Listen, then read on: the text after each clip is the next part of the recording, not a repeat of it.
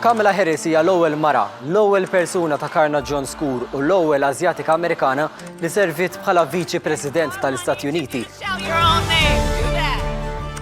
Imma mini Kamala Harris u kif waslet biex issir kandidata presidenzjali għal Partit Demokratiku?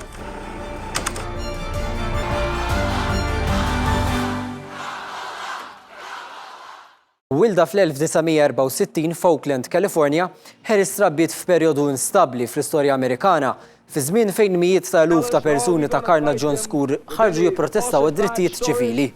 We grew up pretty much surrounded full-time by adults who spent their time marching and shouting about this thing called justice.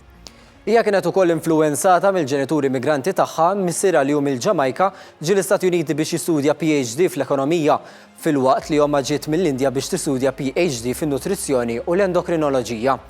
Attendiet Howard University fejn l-ambizzjonijiet politiċi tagħha kibru u filwaqt li kienet attivista kienet ukoll taħdem ma' istituzzjonijiet governattivi. Can march for Black lives on the street and you can ensure law enforcement accountability by serving as a prosecutor or on a police commission. Somebody is going to make the decision. So why not let it be you? Hija ritornat f'Kalifornja biex tistudja l-liġi. Minn kmieni Harris segwit karriera fil-liġi fejn servit bħala prosekutur ta' San Francisco, jiġifieri qisha l-avukat tal-Istat u aktar tard bħala l-Avukat Ġenerali ta' Kalifornja.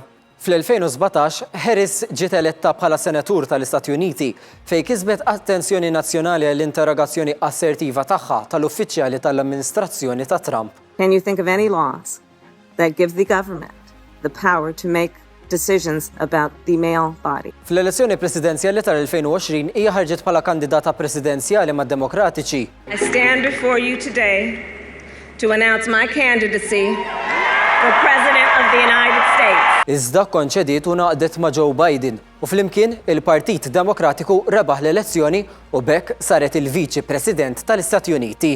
We did it, Joe. But while I may be the first woman in this office, I will not be the last. 4 snin wara, issa kandidata presidenzjali, il-kampanja ta' Harris tenfasizza l-impenn tagħha favur ir-riforma tal-ġustizzja, l-ugwaljanza ekonomika u drittijiet ċivili.